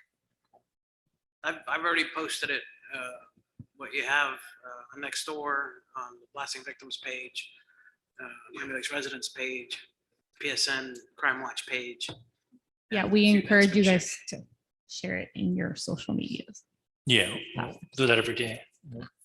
But as far as this meeting's concerned, I had asked, we had requested previously that notice be sent specifically to Fabricio, Rep Fabricio, and Miramar I guess the town of Miramar to their blasting committee. I'm not sure if it has, but again, I can Okay. let you know tomorrow morning. I'll ask for you. So you know. Yeah, I think that's going forward, right? That we would Yeah, want and them- any actions that we do to, when you send notifications out, please include them. Do we want to make sure that we send an invite to the Miramar? I sent it to the vice chair already. Their committee was advised that they cannot act as a committee. So they were advised that they're welcome individually. So I suspect and expect a few members to be present. So how many, to the town, how many open registrations do you have right now? Just so we have, just so we know. You have well over 100. Oh, okay. Yeah. That's- okay, very- I'm sorry, you have people registered already? I may have you misunderstood. How answered it. many spots? You answered my question, and I guess Okay. the follow-up question. Yeah, I don't have the registration list for now. If you give me a couple minutes, I can pull it up for you. Okay. Through the chair, I know that the west side of Hialeah is affected as well. I know there's a campaign for councilman and mayor for Hialeah. Might want to take advantage of that. Have we reached out to any officials in Hialeah? I don't think we even brought that up That's a good idea. because Hialeah, I mean, they'll come just to That's a to good say idea. they care if they're doing it right. Sorry, am I being too frank? I apologize. But no, a lot of them do care about the community.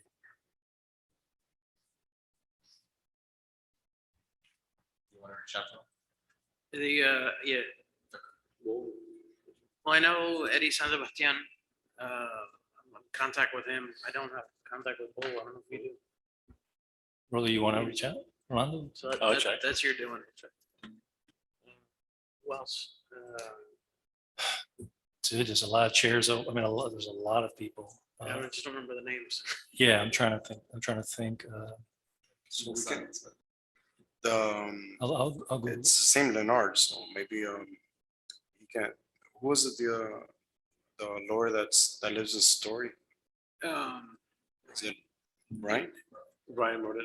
Yeah, he's already So- talked to, Yeah, he's talked to the HOA. because the opposite side, Bonterra and all that is also Leonard, so they might Right, have some Hialeah Gardens. association. Yeah, Hialeah Gardens.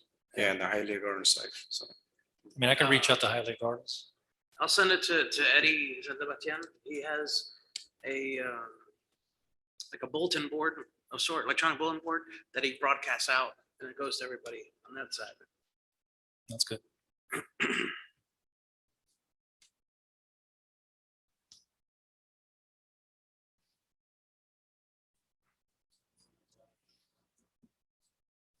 The Eventbrite is from the town.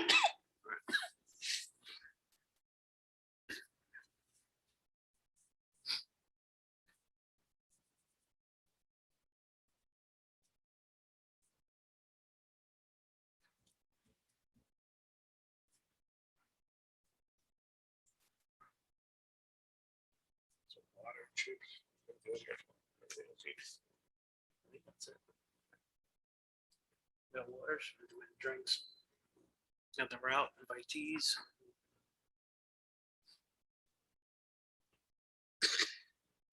Bring your sweatpants. Ready to work out a little bit. All right, I think that concludes then, Yeah. Mr. Chair. Budget's set, route we discussed. Now we can discuss day of how we want to stop and just, I think it should just be, other than a few of these specific stops, just notice something, hey, let's Right. stop and talk about it. Freebies set, invitees will continue. I think everyone follow up. Obviously, let's all post. And I'll continue liaison with the city, the town, confirming that we're going to keep posting it on the town social media and with the amount of open registration slots, I don't think we're not gonna have a problem, so hopefully we get as many people as possible. At first, I was a little worried, but now, hopefully we get a lot of people. It seems like the police have the extra budget to accommodate us without making an extra expense. Yeah, I think that'd be good. Media. You have any other contacts with the media? I haven't, I don't know if anyone else has been able to confirm anybody or any media availability. Who, to the chair, someone mentioned Telemundo. I don't know, the last meeting, or they knew someone was coming from Telemundo. I don't know who mentioned it. UNESCO Ramirez told me he's going. Okay, He was doubtful he'll be able to get a cameraman to come because of the timing. So he's gonna use his phone basically to record. okay. Gava's assistant, that Gava won't be able to make it because they're in the middle of something, I don't recall what it was, but he'll be here. I can reach out to NBC6.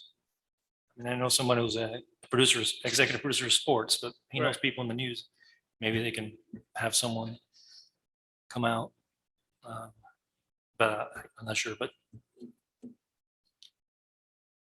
we can forward I guess we can forward the invite as a press release then? Is that something? Yeah. We can do? Flyer. The flyers kind of, does it do the same thing as a press release? If we forward these flyers to media organizations You should do it through through Clarisol, through Claris? through the communications department, yes. Is that But it's- something you can, is it possible to reach out to Clarisol, see if she can send it out like a press release to all the Yeah. media outlets? Do you have anybody specific or just in general, blast it out? Whoever you usually blast out. Okay. You know, all the local. Okay. Smaller ones too, America TV and all the small. Yeah, I can get the message. Thanks, appreciate it. Yeah, I think just all local media and local newspapers. Yeah, yeah. I'm sure the Miami Laker is gonna be there, but just in case. Right. You know. I'll follow up with you tomorrow as a reminder. If you have an actual press release opposed to just like the flyer that was created, if you could send it. I don't know if we have, but I can check for you. Appreciate it. 'Cause that- Well, then the- we could use that to. The basic wording is the same in the beginning, It's, yeah, and then you just add on. it's just how it's organized is the press Who, what, release. where, when, and how. So they go.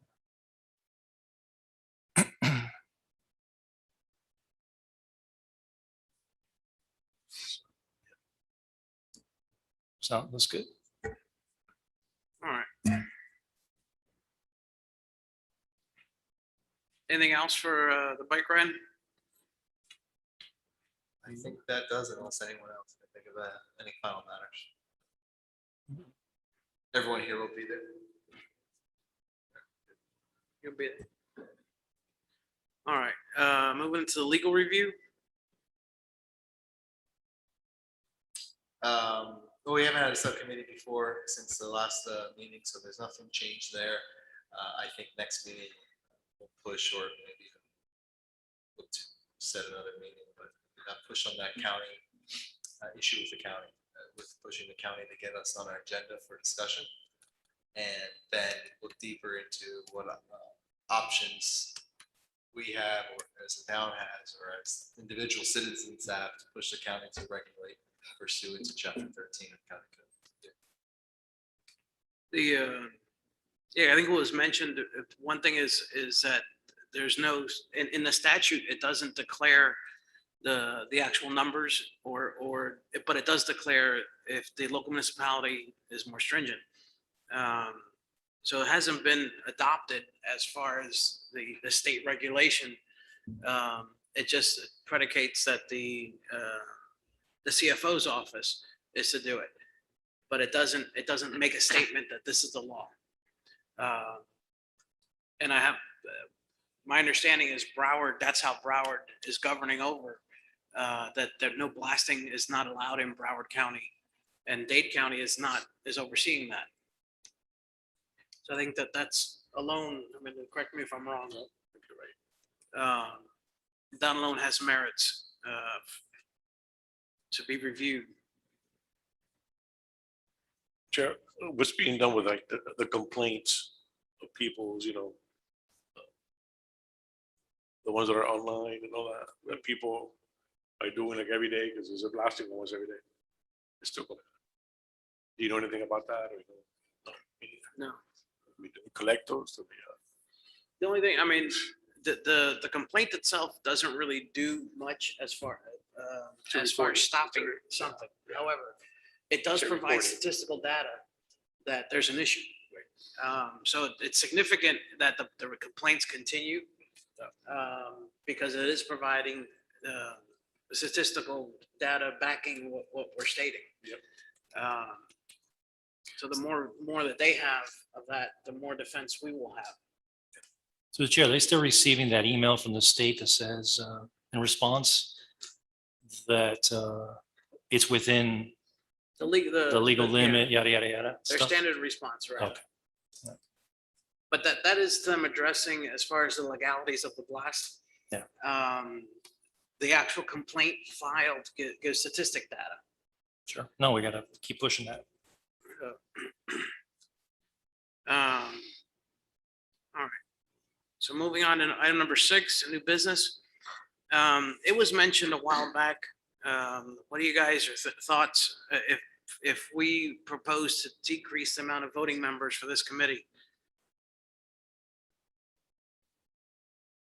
There's 2 spots per council seat. So if it were to reduce to 1 spot per council seat, my thoughts, I think it would help us and meeting the quorum and whatnot. However, keeping the size of the committee the same, but just voting members.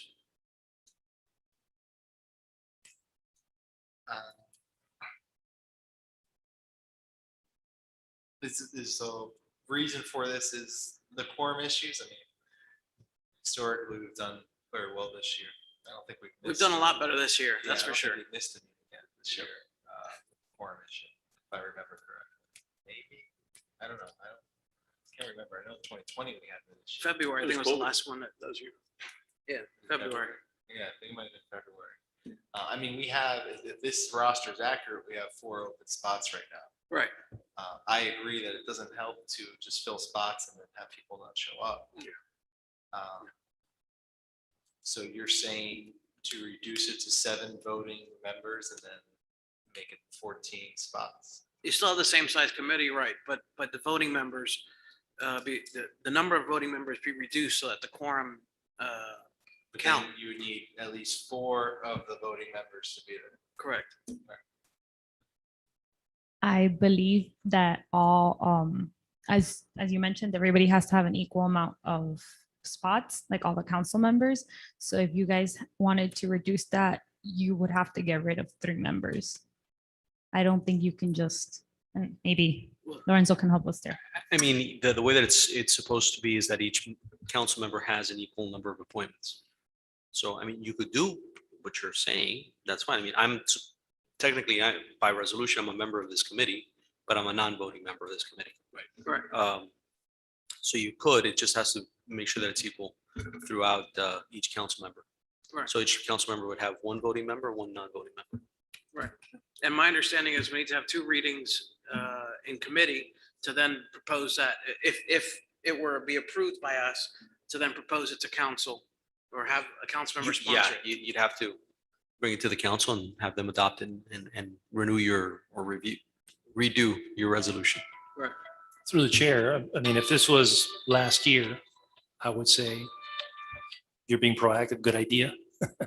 But I think the only reasons people aren't here, a lot of them, some have COVID or and I've missed because I was out of town but I think that this group right here is really dedicated, and especially everybody who's current.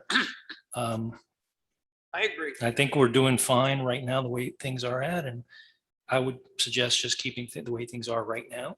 Okay. I think we're a strong group right now. Yep.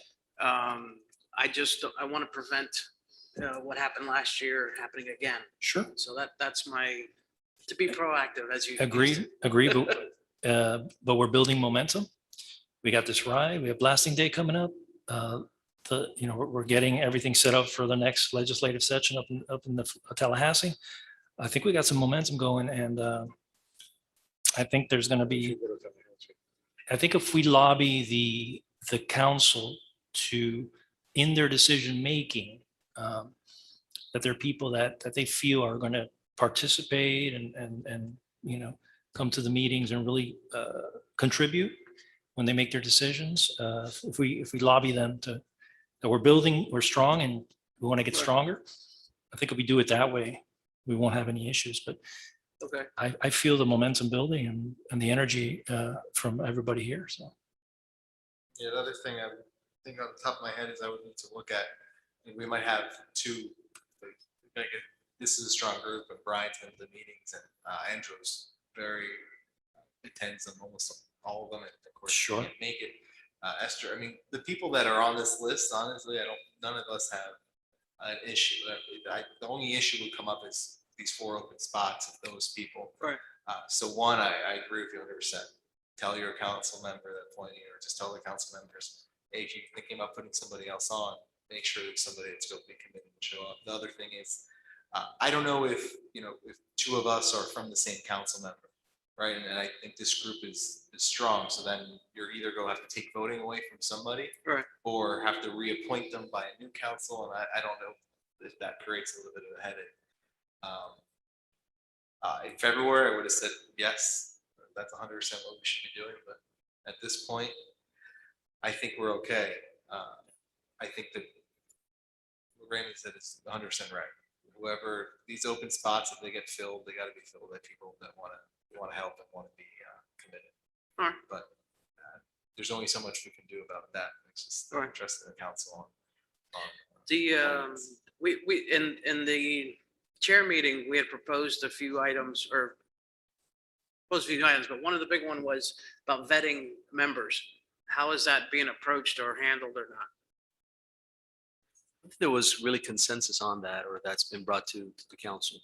I think there was some issues, and there's, you know, kind of different schools of thought. You know, one of the schools of thought is that council member can put whoever they want.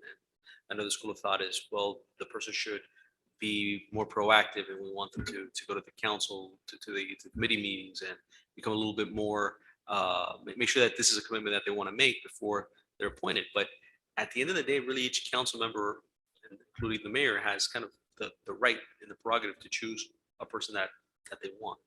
You know. Yeah, through the chair, agreed. I think if we see the latest additions, they've been, I mean, all of you have really, you got here and you started contributing right away. No, I agree with you. Yeah, so I think the council has gotten that message. And it's true, they did earn their seat and they earned, you know, who they're going to appoint. But I think they have gotten the message with the latest group of people they've appointed. I agree Yeah. with you as Yeah. far as the group, the current group is impressive. The problem is then moving forward, what could happen? I mean, I think you guys, I think most of you were here. We had a meeting where several meetings been that engineers from the miners joined the call to cause a ruckus. You know, and we need to make sure that, you know, things are vetted properly. I mean, there's a lot at stake here. I don't know how intense you guys realize this committee is, but there is a lot at stake. So that scares me if anybody just happens to pop in. Not saying that it would or could happen or what has happened, but it could happen. And that's where my fear comes in moving forward. But those are 2 different issues. No, the members that are appointed and then people. They haven't been members. No, there've been people from the audience up here. Sure. Uh, That's one of the reasons why we don't do Zoom. Because it's kind of hard to make and have that kind of control as far as people from the outside, public comments and viewing, as far as, and also the expense. So it's, you know, you want to come, show up and then talk. If you don't want to come and show up, then, you know, you don't really have that much of an interest in what's going on. And really, I mean, this is a small town. It's not very hard to get to town hall. But we're not talking about coming in public. We're talking about people that aren't, they have an undermined reason for attending, as we've had in the past. That was pretty intense that day. I think we have a strong argument, and I say let them come because we have a strong argument. And if they want to, I mean, through the chair, I think that if we get the Rock Mine Industry to come here and try to give their side of the story or their argument is weak. No, don't get me wrong. If a minor wants to come, I welcome them. Yeah, I wish they absolutely. would. The argument is weak. I'm talking about somebody being appointed that has, Sure. yeah. Okay. That could be an issue. Well, why don't we table that, and if give it, let's let these events go by, and if we see that this becomes a problem, we can bring it back as an agenda item and vote on it. But at this point, I'm for keeping the things the way they are. How's it go with ounce prevention starting to pound a cure? No, I get it. Guys, on the record, I have to leave. Do you have any questions for me? And I apologize I was here on time. I gotta cut early. Oh. Sorry, Rafi. It's what it is. Thank you, Counselor. No, thank you. Thank you. No, I think we're going to, I appreciate it. Thank you. For the record, I've known Rafael since he was like me.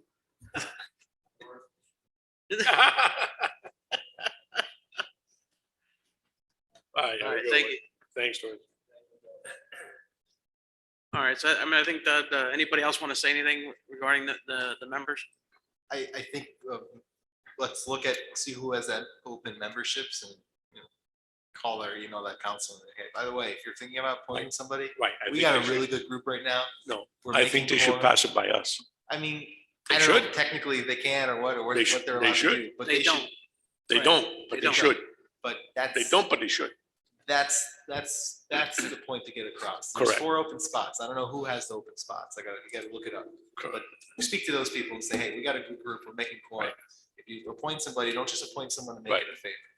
Yeah, through the It's chair. the commissioners and the mayor. Yeah, I mean, as far as Pat getting it through us, I think in a way, yes, because they can discuss with us what we're looking for. Right. But in the end, right, who they decide on, based on what we feel will be productive. If we discuss it with them, they know what we're looking for. They understand that because they created the VAB, right? They approved it. And then they make their choice based on what we've passed, the criteria. The criteria. I think that's fine, but I would stray away from having them go through us for us to give that kind of approval, because again, they I had were the somebody- elected officials. I had somebody that was recommended to me that wanted to join. I recommended to that person, please come to our meeting as a, and see what this is about. Sure. See if it's a commitment. Yeah. Have you seen anybody? well, that's actually good. Think about it. Agreed. That's agreed. actually a good thing that you requested that, because the fact that they couldn't come shows that they're not going to be able to. So actually, that was a great request, and it prevented someone from coming on the board. It's actually 3 people have done it and they don't show up. That's perfect. That alone. However, if it went through a council member, and they have the same interest of not, participating, then it takes 2 or 3 missed visits, and we're talking about 3 months out. It ties things up. Well, with legitimate excuse. I mean, without an excuse, right? 3 Right. without an excuse, like, hey, I was doing my hair or something. Yeah. It's a problem. But the problem was back in 2020, I think it was appointed in August. The problem was we wouldn't be able to have meetings, so they wouldn't count against the attendance. Right. It was. No if quorum, there- yeah. If there's something to try to lobby the council to change, I think that's it. I think. But we- that was actually declared erroneous. If the virtual meeting was the only meeting available, that was a standard meeting. Right, I guess my question, I guess, not just left, but the next meeting is, if there's no more virtual meetings, right, it's all in person. So if we had an issue, let's say all these spots get filled, so now we need, whatever the number is, it's 8 or 9, whatever it is, for quorum, and we keep not making it. Or do those missed meetings count against the people that didn't make quorum, or there's no meeting, so you can't take attendance? No, I think they count. I think if we couldn't make quorum because they missed without a legitimate excuse, Right. I believe it does count to the three. It, they had a meeting, I don't recall the gentleman's name. He's an attorney that specializes in parliamentary procedure and presented it. And he said, no, if this is the only means of having a meeting, then it counts. So it was an error that it was adopted that way. I'll just say one last thing through the chair. You know, all the other committees have the same issue, right? And when you had the chair meeting, that discussion did come up. Yes.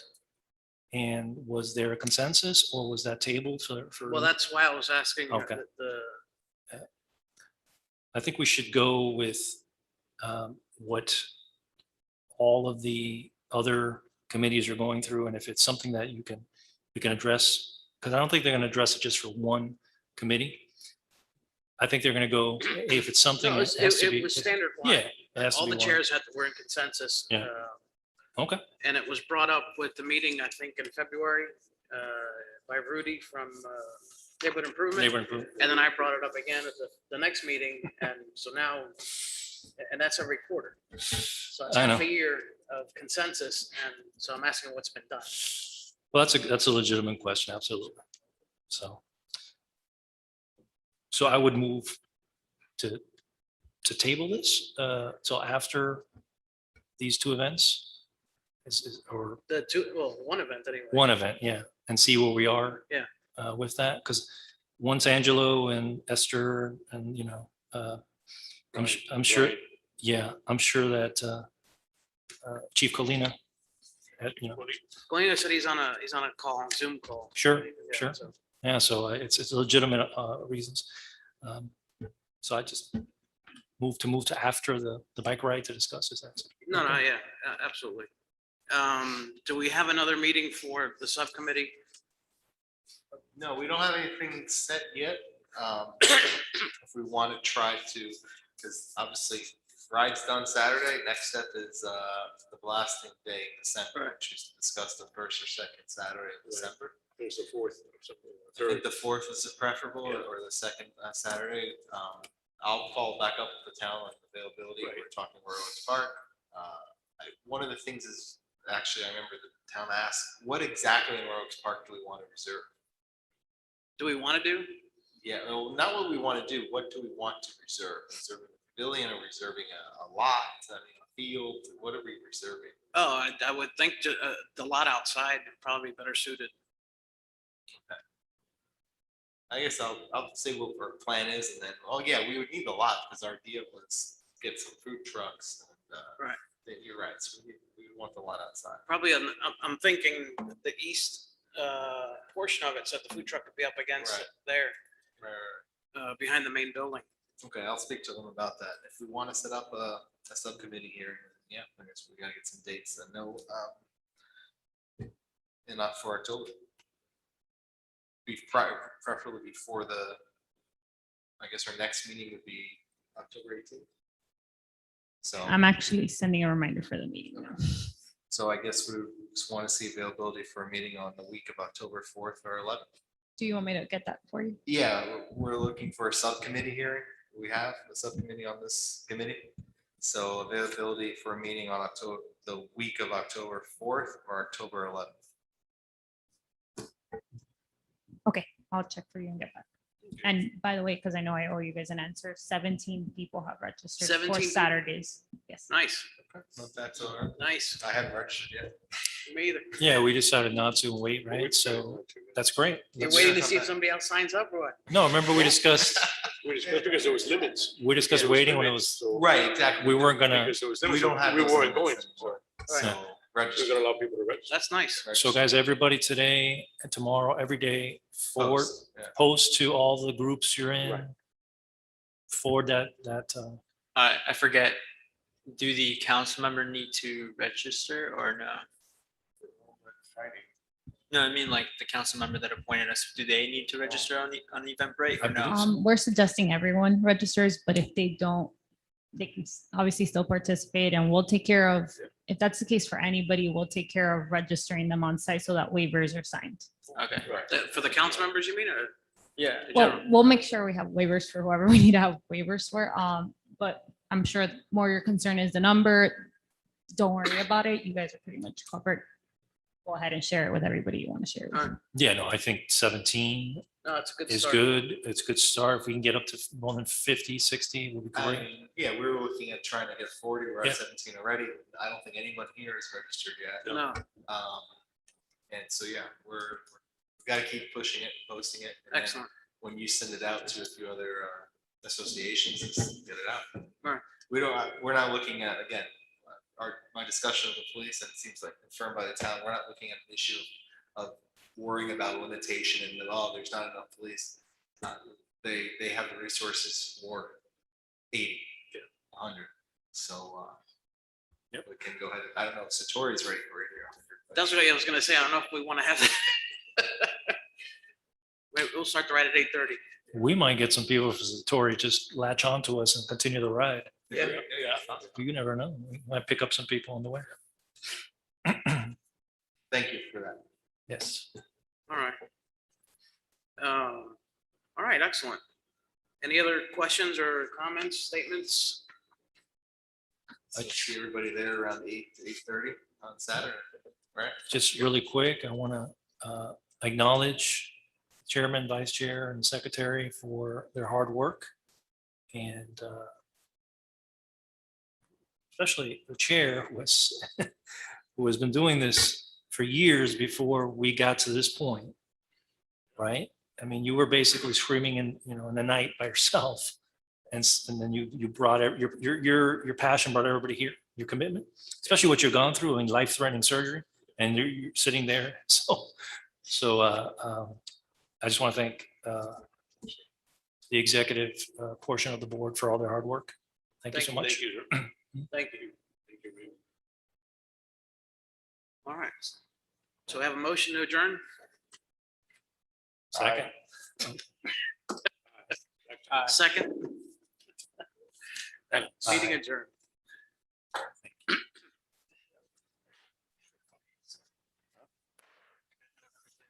I don't know, sure, call, bro. I say mine.